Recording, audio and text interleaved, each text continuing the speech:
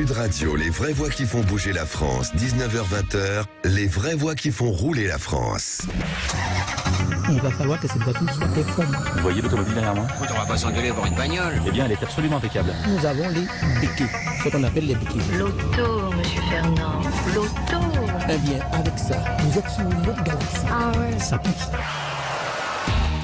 Bienvenue sur Sud Radio, bienvenue dans les vraies voix qui font rouler la France. Avant de démarrer avec Philippe David, un petit point sur les pénuries. Plusieurs raffineries et dépôts sont bloqués depuis quelques jours pour protester contre les réformes des retraites. Les départements les plus touchés aujourd'hui, en Loire-Atlantique, 55,2% étaient déjà en rupture hier. Même chose pour l'Ille-et-Vilaine qui compte à peu près la moitié de ses points de vente en difficulté, Philippe. Et le pourtour méditerranéen reste particulièrement concerné aussi, Cécile. Situation toujours tendue dans les Bouches-du-Rhône, avec au moins 50% des stations impactées. Les ruptures se multiplient également en Ile-de-France avec Paris. Environ 10% des pompes déclarent des difficultés et près de 15% dans le Var-de-Marne. À l'inverse, le nord-est du pays semble pour le moment épargné. Et au sommaire de cette émission, Mitsubishi fête ses 45 ans. En France, le constructeur japonais réputé pour la fiabilité et la technologie de ses véhicules a récemment confirmé le lancement de 16 nouveaux modèles dans les 5 prochaines années. En attendant, 2 nouveaux véhicules arrivent sur le marché européen. L'ASX nouvelle génération et la nouvelle Colt. Patrick Gourvenec est avec nous, président de Mitsubishi France, et il sera avec nous toute l'émission. La sécheresse 2023 s'annonce encore pire que 2022. Des mesures de restriction d'eau seront certainement prises dans de nombreux départements. L'an dernier, elles avaient conduit à la fermeture de 40% des stations de lavage qui avaient poussé les particuliers à laver les voitures eux-mêmes. Fausse bonne idée. Yves Brouchet, DG d'Éléphant Bleu et responsable chez Mobiliance, nous dira pourquoi. Et les ZFE, les fameuses, et si les solutions venaient du terrain, les acteurs économiques de la Gironde ont fait 10 propositions à Bordeaux Métropole pour faire en sorte que la mise en place de la ZFE ne pénalise personne. Franck Chaume sera avec nous, restaurateur et président de l'UMI, l'Union des métiers de l'industrie hôtelière de la Gironde. En voiture, en voiture Simone, la start-up qui propose aux jeunes de passer d'un moindre coût leur permis de conduire. Édouard Rudolph, le cofondateur, reviendra sur la proposition de loi visant à faciliter le passage du permis de conduire qui sera débattue en public lundi à l'Assemblée nationale. Et puis notre question du jour, puisqu'une ONG européenne a dénoncé hier des émissions d'azote suspectes pour 19 millions de véhicules diesel en Europe. Notre question du jour, faut-il accélérer l'interdiction du diesel? On vous souhaite la bienvenue dans les vraies voix qui font rouler la France. Les vraies voix Sud Radio. Et on vous le disait dans ce sommaire, Mitsubishi, la marque japonaise, 3e membre de l'alliance Renault-Nissan, fête les 45 ans de son arrivée en France et lance pour l'occasion 2 nouveaux véhicules sur le marché. C'est une bonne nouvelle, la nouvelle ASX et la nouvelle Colt. Pour en parler, Patrick Gourvenec est avec nous, président de Mitsubishi France. Merci d'être avec nous et bienvenue.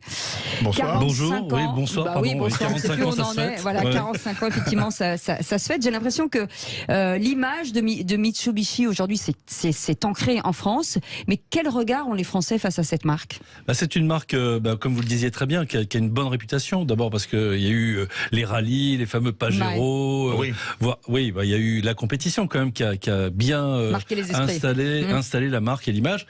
Donc, mais le virage aujourd'hui de l'électrification, il date de 2009. Donc vous voyez, Mitsubishi, c'est une marque d'ingénieurs qui a toujours essayé de réfléchir aux bonnes solutions dans les grandes villes. Vous imaginez au Japon, les mégapoles comme Tokyo, il faut des solutions technologiques qui permettent de vivre aisément avec l'automobile dans des grandes cités, dans des méga. Je rebondis sur ce que vous dites. Vous étiez quand même un peu visionnaire avec Mitsubishi, puisque autant l'électrification et d'autre part l'hybride rechargeable, c'était vous. Pionnier, première voiture électrique en série, donc avec l'IMIV, donc 2009. Vous voyez, donc déjà c'était. Et puis la technologie hybride rechargeable qui reste, de mon point de vue et de notre point de vue, une solution qui permet de faire la jonction entre ce qu'on connaît aujourd'hui en termes de moteur, on va dire thermique, et peut-être d'autres choses. Amplier la transition, quoi. Oui, une transition, mais un peu plus que ça. C'est une vraie solution durable. Est-ce qu'il n'y a pas vraiment un segment qui est vraiment l'image de Mitsubishi, les SUV? Oui, il y a eu ça, mais il y a eu la Colt. On parlait des 2 nouveaux modèles qu'on allait sortir. Voilà, il y a aussi la Colt, il y a aussi la Lancer.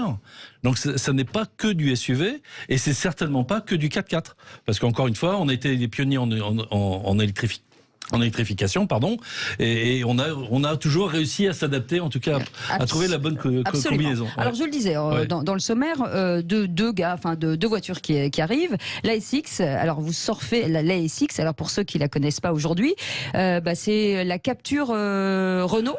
Voilà, oui, voilà, avec tous les avantages de Mitsu et tous les avantages de Renault. C'est un bon mixte. Oui, alors il faut réfléchir un petit peu à la manière dont aujourd'hui l'Alliance s'organise. Oui.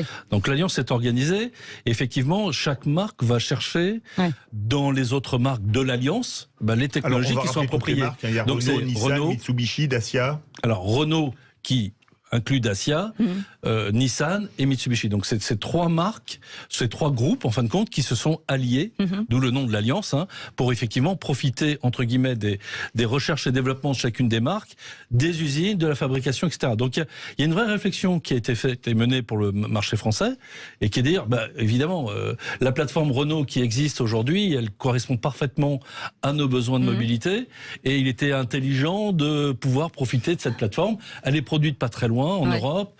Elle a effectivement, comme vous le disiez, en Espagne. Voilà, absolument. Et elle a évidemment toutes les qualités requises en termes d'électrification, etc. pour correspondre au goût des Français. Mais elles sont quand même très jumelles, quand même. Elles se ressemblent. Oui, bien sûr. Il y a une forme de parenté. De parenté. Oui, on peut le dire comme ça, mais quelque part. Gémellité même, je dirais même. Oui, alors il y a des vrais et des faux jumeaux, mais il y a les monozygotes et les bizygotes. C'est ça. Voilà, bref, je suis pas très spécialiste dans ce domaine, mais disons que. Pas, Philippe, il est fort. Non, mais ce qui était important, c'est évidemment trouver la bonne technologie aujourd'hui pour relancer la marque, et forcément, Renault l'avait pour le marché français, ça c'est logique. Mais l'innovation, ça c'est forcément Mitsubishi, puisqu'il y a quand même pas mal.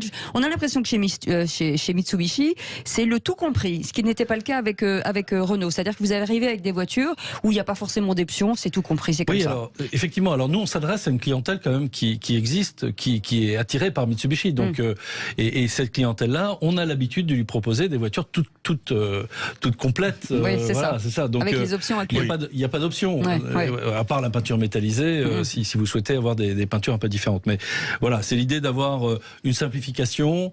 Vous avez 3 ou 4 niveaux de finition en fonction des véhicules, et puis on vous dit, en fonction de ce que vous voulez faire, vous avez telle ou telle voiture disponible. Mitsubishi, comme son nom l'indique, c'est japonais au départ. Je crois que c'est les 3 diamants, c'est ça, quelque chose comme ça. Absolument. C'est nous. Les 3 diamants. Il y en a qui brillent plus que d'autres. On dénonce. Est-ce que aujourd'hui, grâce à l'Alliance, celle-ci va être fabriquée en Europe, à Valladolid. Est-ce que maintenant c'est nouveau, les Mitsubishi fabriqués en Europe, parce qu'à l'époque c'était très japonais? Alors ça ne sera pas que ça. On a annoncé l'arrivée du nouvel Outlander en 2024. C'est une voiture qui sera typiquement japonaise, comme l'est aujourd'hui l'Eclipse Cross, qui était un segment C, enfin on va dire un SUV moyen, et comme l'est la Space Star, qui est une petite voiture, donc accessible. Donc voilà, on a utilisé, l'Alliance nous a proposé évidemment sa technologie sur des segments B, des petites voitures et petits monospaces, petits SUV, pardon, et on a toujours notre savoir-faire sur les autres produits qui sont fabriqués au Japon, en Thaïlande ou ailleurs. Un point intéressant, c'est la garantie 5 ans. Absolument. C'est une promesse de marque. Vraie valeur ajoutée. Alors c'est une promesse de marque. Donc, vous pouvez pas à un moment donné dire à un consommateur, si vous achetez ce produit-là, il est 2 ans, si vous achetez celui-là, il est 5 ans. Non. La promesse de la marque Mitsubishi, quand vous venez chez Mitsubishi, vous avez une garantie 5 ans, et qui permet justement de 5 rassurer. Ans avec un kilométrage maximal. 100 000, oui. 5 ans, 100 000, d'accord. Avec la nouvelle aussi Colt qui arrive, la nouvelle génération. Voilà, à partir de septembre. Donc c'est une voiture qui sera pour le coup sur une base de Renault aussi, qui nous offre l'hybridation et du thermique. Donc on aura une gamme qui va s'élargir, mais aussi s'approfondir avec différentes motorisations et notamment l'électrification. On croit beaucoup à l'électrification. Qui on va chercher là? Parce que quand on regarde la typologie finalement du client, parce qu'il y a un attachement à la marque, forcément Mitsubishi, avec ces nouveaux modèles, on va aller chercher qui? Une clientèle plus féminine, plus jeune, plus... Alors, d'abord, on va répondre à une partie de nos clients qui cherchent aujourd'hui un renouvellement sur leur ancienne ASX. Donc on a à peu près de 16 000 clients qui roulent aujourd'hui avec des ASX d'ancienne génération. Oui. Bon, il est un peu logique de leur proposer aujourd'hui une nouvelle génération pour justement correspondre à la mobilité telle qu'ils le souhaitent. Donc c'est déjà une première étape. Après, les gens qui viennent chez nous, ils viennent chercher, comme on se le disait tout à l'heure, une garantie, une réassurance, des véhicules bien équipés et qui sont à un prix abordable. Vous avez été très précurseur, Cécile le rappelait, notamment sur l'électrique et l'hybride. Avec brio, Avec beaucoup de brio. Oui. Il y a quelques semaines, c'est pas si vieux que ça, on nous disait que le thermique en Europe, c'était fini à horizon quelques années. Les nouvelles de ces derniers jours nous disent que, a priori, elles sont moins catégoriques. C'est moins catégorique, c'est ça. Vous, en tant que patron de Mitsubishi France, quel est votre avis ? Alors, j'en ai pas vraiment. Effectivement, qu'il y a un besoin, une nécessité de diminuer les émissions de CO2. Ça, c'est une évidence. L'histoire va s'écrire comme ça. Maintenant, quelles sont les solutions techniques retenues aujourd'hui? C'est l'électrique, de ce que j'en sais à aujourd'hui. Demain, je ne sais pas. Je fais toujours confiance aux ingénieurs. Et peut-être. Là, c'est plus la Commission européenne. Oui, alors évidemment que sur les l'Europe. ingénieurs. Non, mais sur l'Europe, vos engagements aujourd'hui, même si les engagements, c'est quoi? C'est 2035, comme tout le monde. De toute façon, on suivra. Et bien évidemment, ce que la réglementation européenne va finir peut-être par voter. Est-ce qu'ils vont le voter pour 2035? Est-ce que ce sera décalé dans le temps? Est-ce qu'il y a Euro 7, pas Euro 7? Il y a quand même des questions aujourd'hui qui sont effectivement extrêmement, on va dire, clivantes, pour pas dire autre chose. Non, je crois que c'est le mot. Clivantes. Non, mais est-ce qu'il n'aurait pas fallu, soyons clairs, on en a parlé avec pas mal de constructeurs, est-ce qu'il n'aurait pas fallu dire, nous on veut la neutralité carbone, à vous de définir comment la mettre en route, plutôt que d'imposer finalement l'électrification pour tout le monde? Ça aurait été effectivement une démarche intéressante. Ça aurait été du bon sens. Et laisser les ingénieurs proposer d'autres alternatives. Maintenant, encore une fois, on va appliquer ce qui est évidemment de la réglementation européenne, on ne peut pas faire autrement. Donc, et je pense que Mitsubishi ne raisonne pas uniquement évidemment sur l'Europe.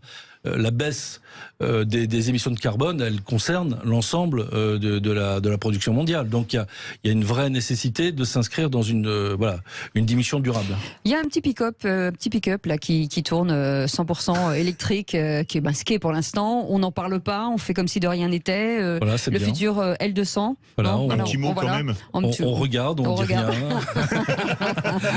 on s'émerveille, on se dit tiens, c'est une bonne idée, la voiture est très bien. On pourrait imaginer pour 2024, 2025, 2023, on peut tout imaginer. Là, c'est l'imagination, ça n'a pas de limite. Mais quand on dit 16 modèles en 5 ans, c'est le cas? Oui, c'est le cas. Oui, c'est énorme. Absolument. Ça fait 3 modèles par an. Oui, c'est le renouveau de la marque et il passe évidemment par l'électrification. Vous venez d'évoquer ce sujet sur un pick-up. Évidemment qu'il y a d'autres véhicules à plus gros volume qui pourraient être sortis avant. Vous avez gagné le marché de la police espagnole. Avec quel produit? Parce avec l'Eclipse Cross, Oui. Comment ça s'est passé? Parce que s'ils ont voulu vraiment. C'est pour la marque carbone.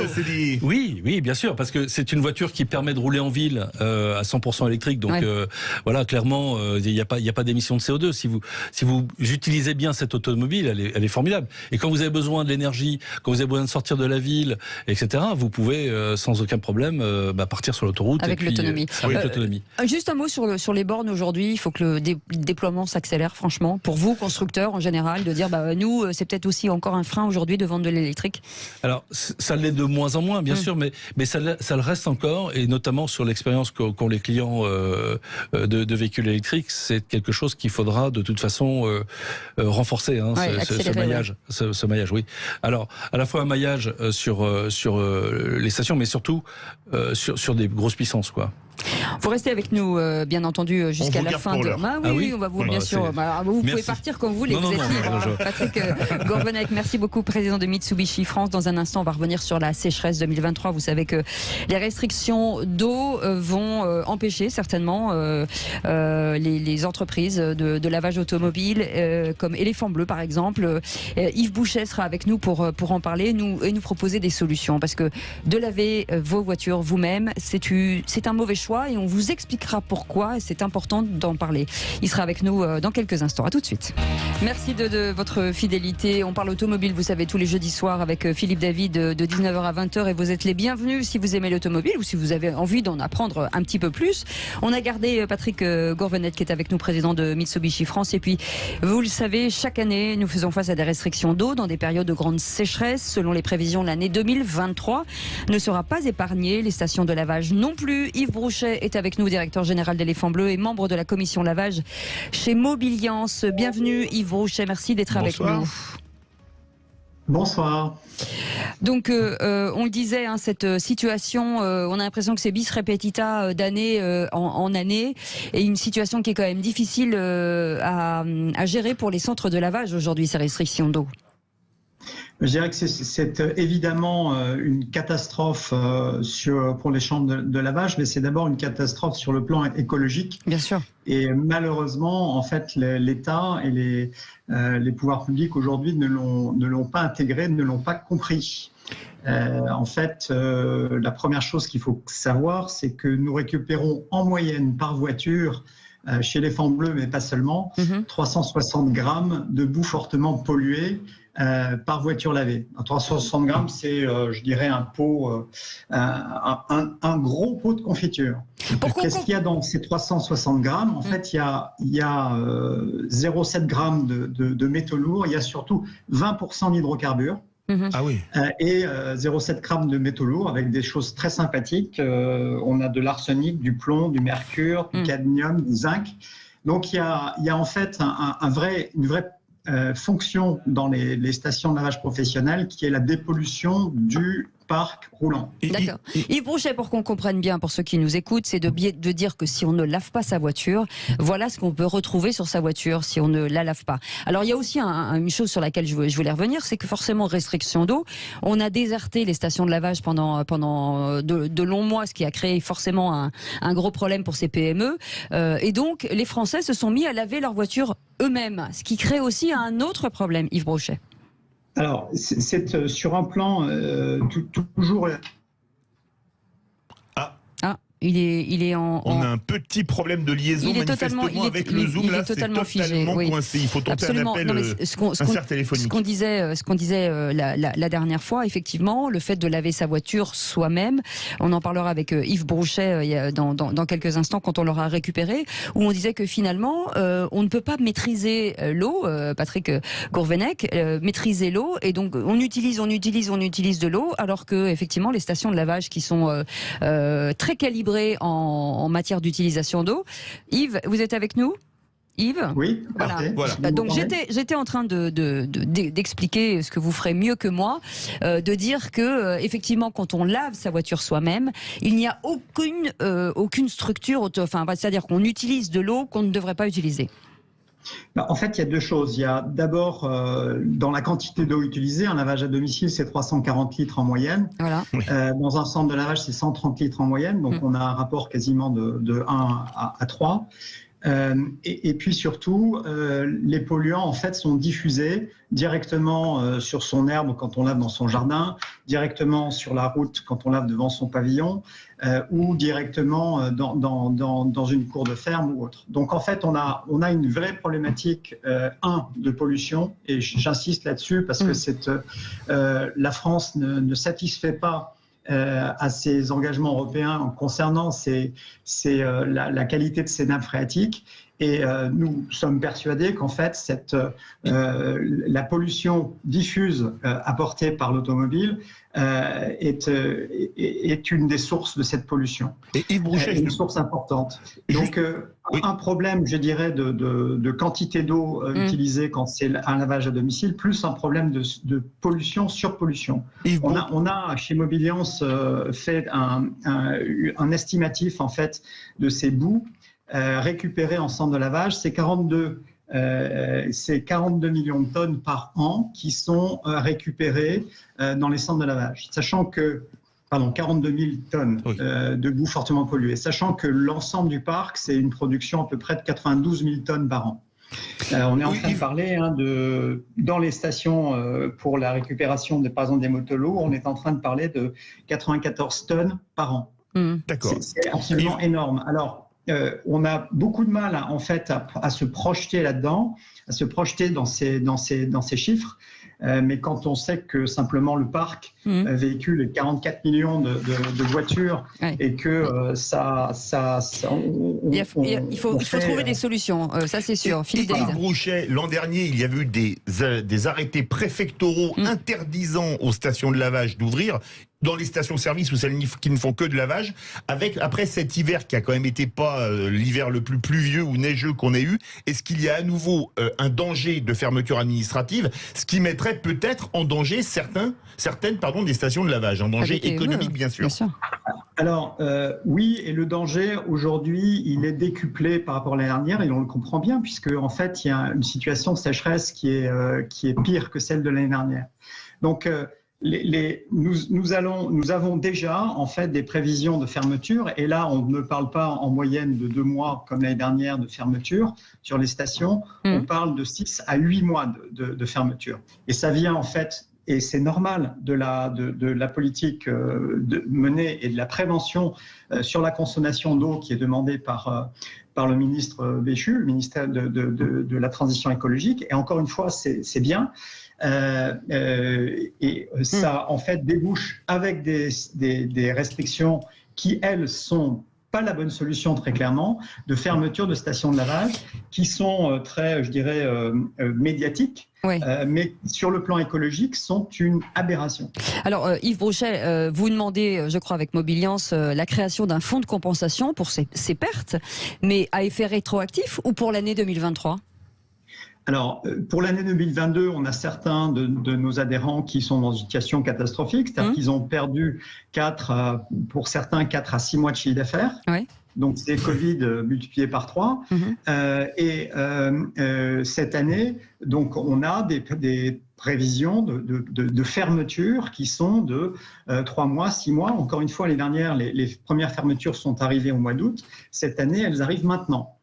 Donc, par rapport à cette situation, l'État a répondu à des questions, d'ailleurs des questions écrites de certains députés, de plusieurs députés. Je crois qu'il y a 4 députés qui ont fait cette demande. Que fait l'État par rapport à cette situation économique? La réponse est, vous avez le chômage technique.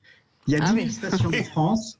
La grande majorité de ces stations sont tenues par des gérants qui ne sont pas salariés.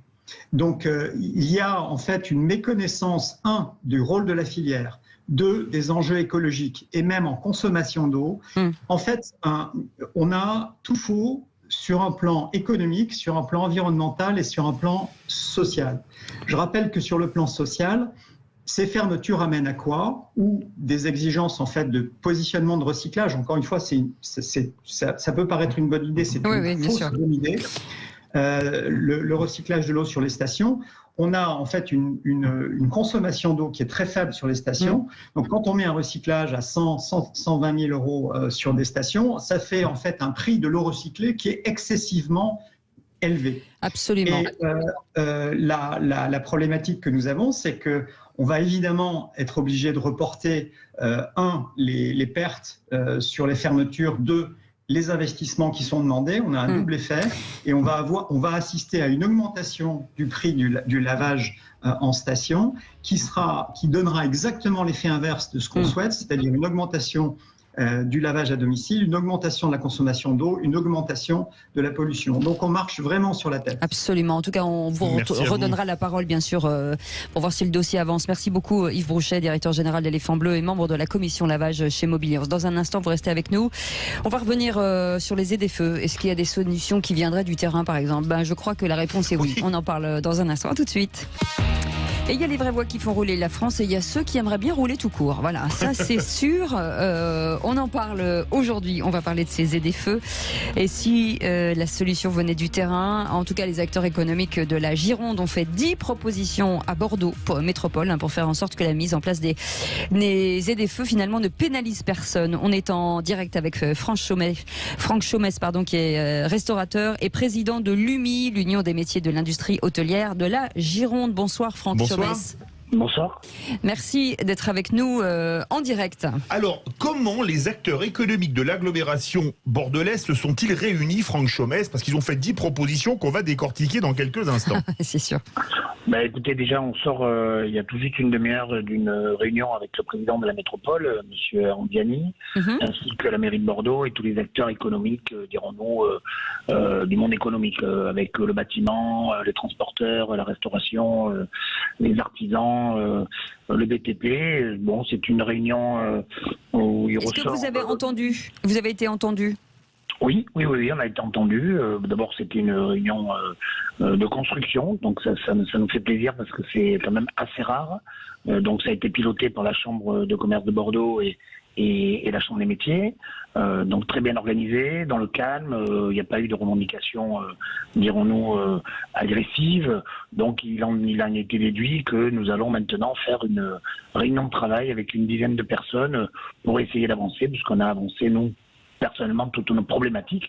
Et les problématiques sont un peu communes, c'est-à-dire, c'est pas trop pour nos entreprises, parce que je crois qu'aujourd'hui, les entreprises savent s'adapter dans n'importe quel domaine, mais c'est surtout pour le personnel. Oui.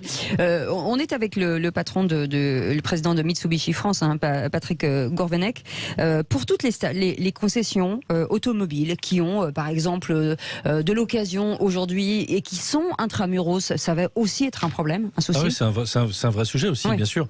Mais au-delà de ça, il y a un certain nombre de consommateurs qui roulent aujourd'hui avec des véhicules critères 3 qui continuent à se faire entretenir des véhicules donc avec des concessions en centre-ville. Donc évidemment, l'accès va se poser assez rapidement. Comment est-ce qu'on peut rentrer justement dans ces affaires pour justement continuer le service après-vente et faire entretenir la voiture? Donc là, c'est une vraie question. Oui, c'est une vraie question. C'est une vraie question.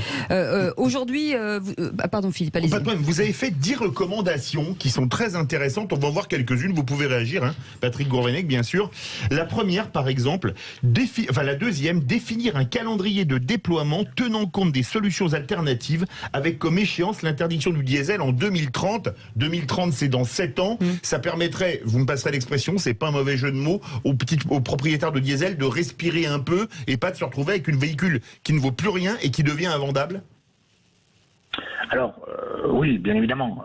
2030 serait l'échéance. Je pense que d'ici là, on peut s'adapter avec, dirons-nous, les concessionnaires qui, d'ici là, peut-être auront retrouvé la production qu'il y avait avant, parce qu'aujourd'hui, pour ces véhicules, il y a une attente qui est assez colossale. Alors, il y a des aides. On a des aides pour transformer nos véhicules thermiques en véhicules électriques, sauf qu'il faut les avoir dans l'année. Pour qu'on nous débloque ces fonds, qui sont assez intéressants d'ailleurs, c'est qui nous permet de basculer dans cette nouvelle énergie, sauf qu'on n'a pas les véhicules, puisqu'il y a des délais bien au-delà d'un an. Ça, c'est la première chose, mais après, il y a une deuxième chose, c'est surtout les bornes électriques, parce que notre problématique qui a été très bien soulevée surtout par les artisans, parce que nous, dans nos commerces, à la limite, on met nos voitures à une borne, on va travailler, mais un artisan qui reste pas longtemps et qui est en pénurie d'énergie, comment va-t-il faire? Parce que on s'arrête à une station, on fait le plein, ça dure 5 minutes, mais pas pour l'électricité. Alors, justement, les entrepreneurs se sont beaucoup plaints du côté de Bordeaux, ceux avec qui vous travaillez. Vous avez fait 10 propositions sur ces zones à faible émission. Je rappelle ce que c'est les endroits dans les grandes agglomérations de plus de 150 000 habitants où on ne peut pas aller, où on ne pourra pas aller avec une vignette critère 0 ou 1, par exemple. Vous parlez de prévoir des mesures d'assouplissement pour les salariés afin d'éviter une dégradation de l'employabilité et des difficultés de recrutement. Et vous dites quand même des choses intéressantes, beaucoup de choses intéressantes, pardon. 82% des gens se rendent sur le périmètre intra-rocade, au moins 3 fois par semaine, et 42% des chefs d'entreprise. Donc ça pose vraiment un souci. Et une autre à l'échelle régionale, l'agroalimentaire qui pèse 3 milliards d'euros de chiffre d'affaires et compte 10 000 emplois. 70% de nos entreprises ont des postes non pourvus et malgré les aides, certains salariés en poste ne pourront pas s'équiper. Il faudrait éviter d'ajouter des difficultés aux difficultés. Quand on lit ça, on se dit que heureusement vous êtes là pour faire des propositions, parce qu'on est vraiment chez les fous. Oui, vous avez raison de le souligner. surtout dans notre, dirons-nous, dans notre ensemble du personnel, comme l'immobilier est quand même assez conséquent en centre-ville de Bordeaux, ce sont des gens qui se logent à l'extérieur, en métropole. Et il va bien falloir qu'ils rentrent du travail chez eux et de chez eux au travail. Donc ça, c'est une problématique. Peut pas être, les transports en commun ne vont pas dans chaque endroit de chaque personne. Donc aujourd'hui, ce qui serait peut-être intéressant, mais ça va faire partie peut-être de la table de travail, c'est d'essayer d'inciter les gens qui travaillent sur Bordeaux de vivre à Bordeaux, ceux qui travaillent en métropole de vivre en métropole. Alors pourquoi pas par une fiscalité, j'en sais rien, mais aujourd'hui, on est en train plutôt de mettre un mouchoir sur des problèmes, alors qu'il faudrait plutôt qu'on trouve des solutions pour éviter à ces jeunes de se déplacer. C'est ça le problème. Une autre question, parce qu'il faut quand même se poser, à mon avis, les Français, on aime bien les pays, la France est un pays centralisé, un chef d'entreprise de Bordeaux pourrait, comme les règles sont différentes selon les agglos, pas aller voir ses clients à Bayonne, mais un chef d'entreprise de Bayonne pourrait aller voir avec le même véhicule les siens à Bordeaux. Est-ce que ce serait pas bien qu'une fois pour toutes, à Paris, on décide, vous me passerez l'expression, de prendre les clés du camion et de dire, bon voilà, on prend avec des gens qui connaissent la situation, qui réfléchissent, et on fait la même chose de Dunkerque à Perpignan et de Brest à Strasbourg, parce que les gens n'y comprennent plus rien. Alors ça, c'est évidemment une très bonne remarque, et vous avez raison de la faire, parce que ça, c'est une interrogation, si vous voulez, des transporteurs, de la logistique. Ça veut dire qu'eux, ils se disent, ok, on va s'équiper. On est des grands garçons, notre flotte de camions, on a jusqu'à 2030 pour s'équiper, on va le faire. Il y en a déjà qui ont anticipé la chose.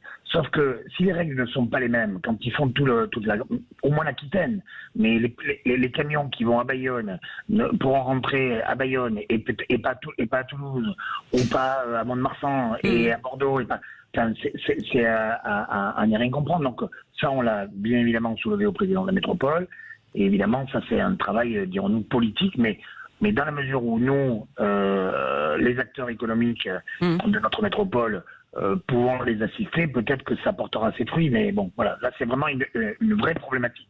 Patrick Gourelec veut dire un mot ? Oui, alors effectivement, nous fournissons pas de véhicules utilitaires en tant que tel.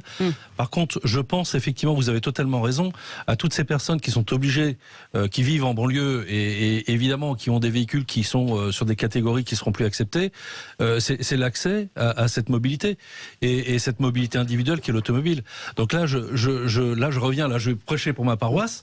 Il y a beaucoup de constructeurs qui aujourd'hui sortent des segments de petites voitures parce que petit profit. Oui. Mitsubishi décide d'y rester avec une petite voiture qui est accessible et effectivement qui peut permettre à des coûts modiques. Alors même si évidemment à l'échelle évidemment certains, c'est toujours un coût supplémentaire, mais il y a quand même des solutions. Et l'hybride rechargeable, je ne vais pas revenir dessus, mais en tout cas est aussi une vraie solution pour les patrons d'entreprise pour se déplacer à la fois en ville et à l'extérieur. Merci beaucoup Franck Chaumès d'avoir été avec nous, restaurateur et président de l'UMI, l'Union des métiers de l'industrie hôtelière de la Gironde. Dans un instant, on va revenir sur finalement le permis de conduire des jeunes. Une jeune start-up en voiture, Simone, propose aussi pas mal de choses. On va en parler avec son cofondateur, Édouard Rudolph est avec nous, et vous restez avec nous. Et puis on vous posait une question tout à l'heure sur les réseaux sociaux, Philippe. La question était sur le diesel. Est-ce que aujourd'hui vous pensez qu'il faut interdire le diesel? Eh ben vous dites non à 98%, un score brejnevien. Voilà, vous voulez nous en parler, 0826 300 300. Eh bien vous êtes les bienvenus sur Sud Radio jusqu'à 20h. À tout de suite. Les vraies voix qui font rouler la France, merci en tout cas de votre fidélité. On essaye de vous parler forcément de l'actualité de l'automobile tous les jeudis soirs avec Philippe David de 19h à 20h, et on va revenir sur... ça s'est passé le 31 janvier dernier. Les députés Renaissance, Sacha Houlié et Aurore Berger avaient déposé une proposition de loi visant à faciliter le passage à l'obtention du permis de conduire. Elle devait être examinée en commission le 15 mars et débattue en séance publique le 27 mars. On va en parler avec notre invité Édouard Rudolph qui est avec nous. Bonsoir, merci d'être en direct avec nous. Vous êtes cofondateur de cette start-up en voiture Simone et vice-président de la Fédération des enseignants des auto-écoles Avenir. Le contenu de cette loi, elle disait quoi exactement, pour rappel ? Alors, plusieurs choses. La première, c'est déjà de mettre en place en fait une plateforme qui va référencer toutes les aides au permis de conduire qu'on peut trouver localement et qui sont pas forcément évidentes en fait à trouver par le commun des mortels. Donc là, on vient. Ce qui est plutôt malin. Oui, c'est une très bonne chose. La deuxième, c'est l'élargissement notamment du CPF.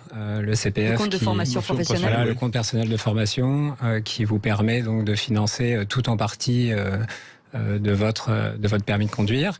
Et puis également tenter de réduire en fait les délais à l'examen pratique, qui est un point majeur en fait du surcoût du permis de conduire. En augmentant le nombre d'inspecteurs au permis, ils sont à peu près 1500 en France. Et on y reviendra, c'est clairement insuffisant. Oui, c'est ça. Est-ce qu'on peut se réjouir justement de cette initiative Un jeune, un permis? Est-ce que finalement ça déclenche quelque chose de positif? Ça c'est excellent. Enfin, nous on a été auditionnés par Sacha Ollier et on lui a dit très clairement c'est une bonne chose. Il faut savoir que de nombreuses aides ou dispositifs qui permettent de passer le permis de conduire à moins cher. Est-ce qu'on peut les rappeler pour ceux qui nous écoutent, qui n'auraient pas eu la chance d'aller sur cette plateforme? Donc vous avez par exemple la possibilité de vous former sur une boîte automatique, puis ensuite pendant 13 heures, et ensuite de transformer ça pendant 7 heures en boîte manuelle, et ça vous donne le permis en fait en boîte manuelle. Oui, parce qu'on rappelle, si vous passez votre permis sur une auto, vous ne pouvez pas conduire de voiture manuelle. Voilà, exactement.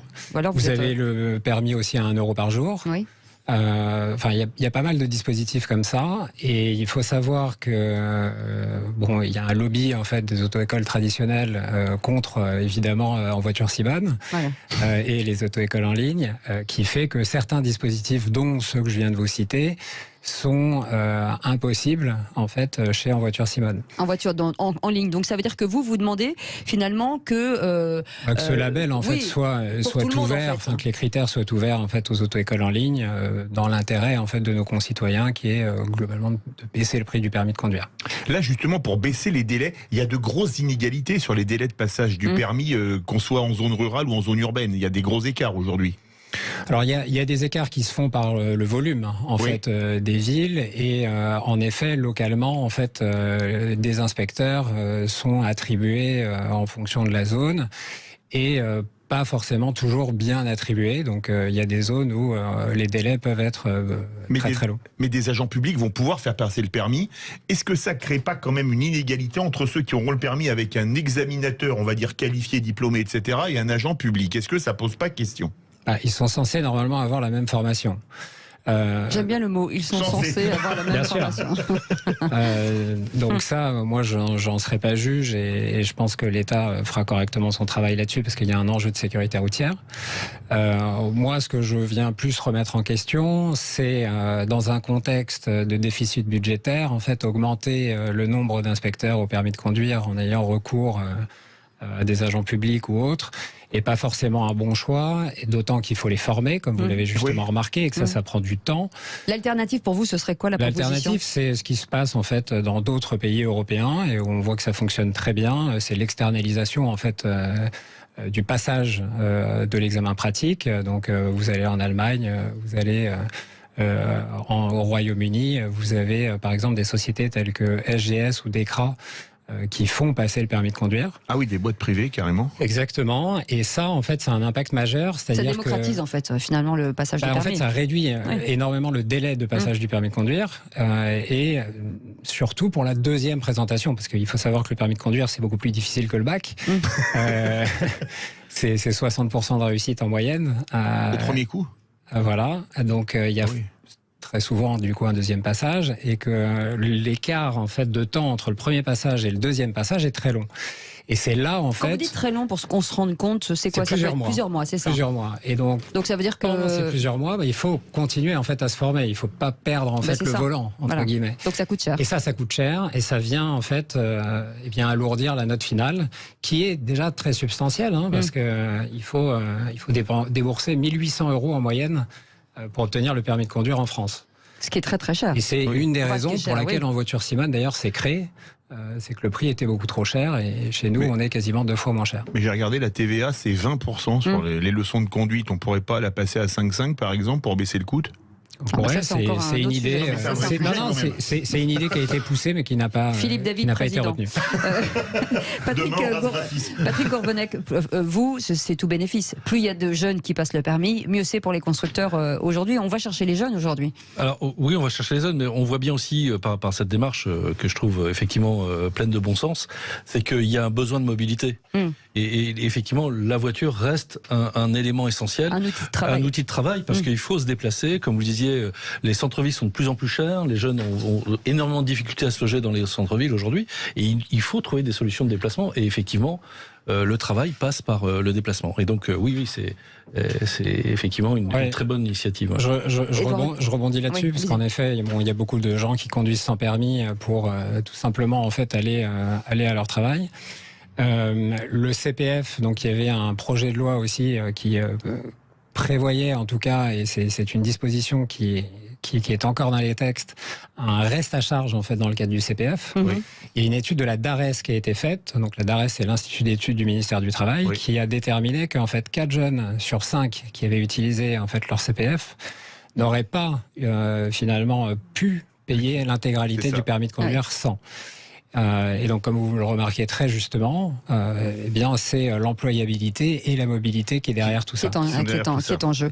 Merci beaucoup, en tout cas, de nous avoir alerté, Édouard Rudolph, le cofondateur de En Voiture Simone. Allez voir, bien sûr, vous pouvez passer votre permis grâce à eux. Merci d'avoir été avec nous. Merci beaucoup, Patrick Courvenec, d'avoir été avec nous, président de Mitsubishi France, avec pas mal de modèles à venir. Philippe, David, on rentre en voiture. Oui, séparément, Simone. Voilà. Dans un instant, Yvon Cujus. 10h, oui, avec Patrick Bruel. Alors évidemment, ça ne sort plus d'un Patrick. Un autre Patrick. Carigali et Stéphane Lara.